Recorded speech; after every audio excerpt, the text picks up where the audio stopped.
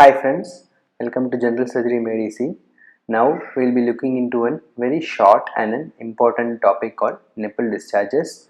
We will be proceeding in this topic in the following manner, that is introduction followed by types of discharges and finally an management algorithm which is frequently asked in examinations. Discharges are basically classified into physiological ones and the pathological ones.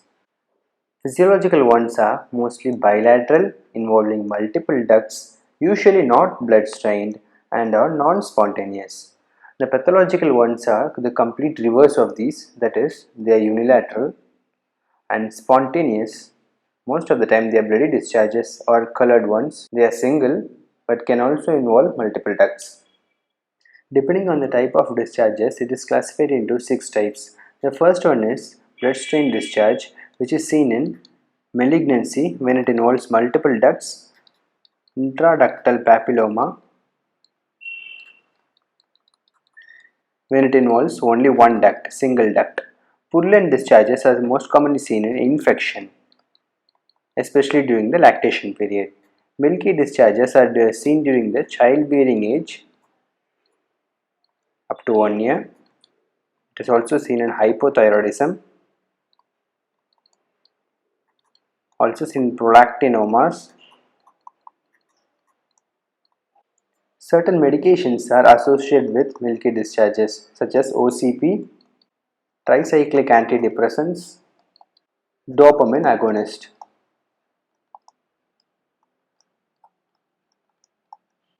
Greenish, sticky, creamy discharges are classical description of ductectasia.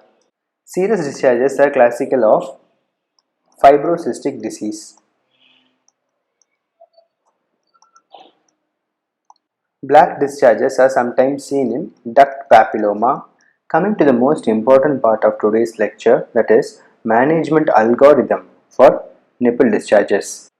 For any nipple discharge, initially complete history and physical examination is necessary.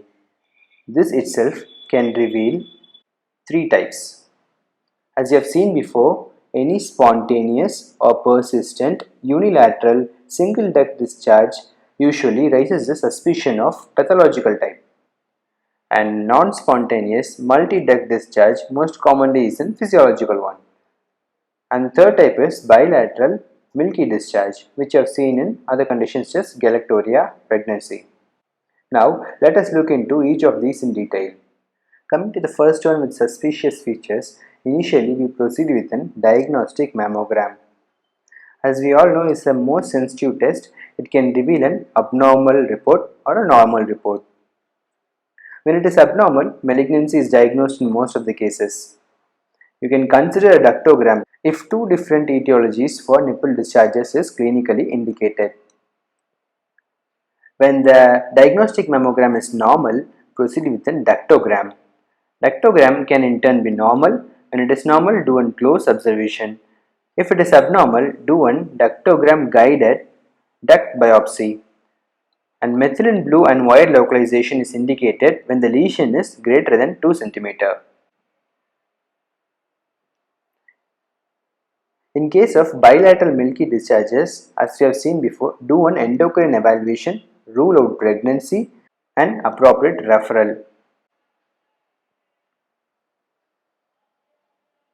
Coming to the one with the benign features, that is non-spontaneous and multi-duct involvement of discharge.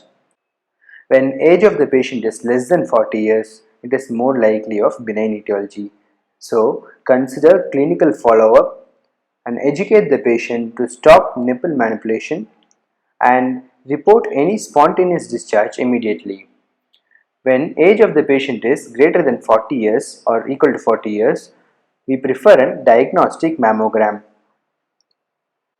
When it is normal, continue screening, educate the patient to stop manipulating nipple and report any spontaneous discharge immediately. And when the diagnostic mammogram turns out to be abnormal with suspicious features, do one standard diagnostic workup. It is advisable to do one percutaneous image guided biopsy. Thus, this sums up the entire management algorithm for nipple discharges. Hope you enjoyed. Thank you.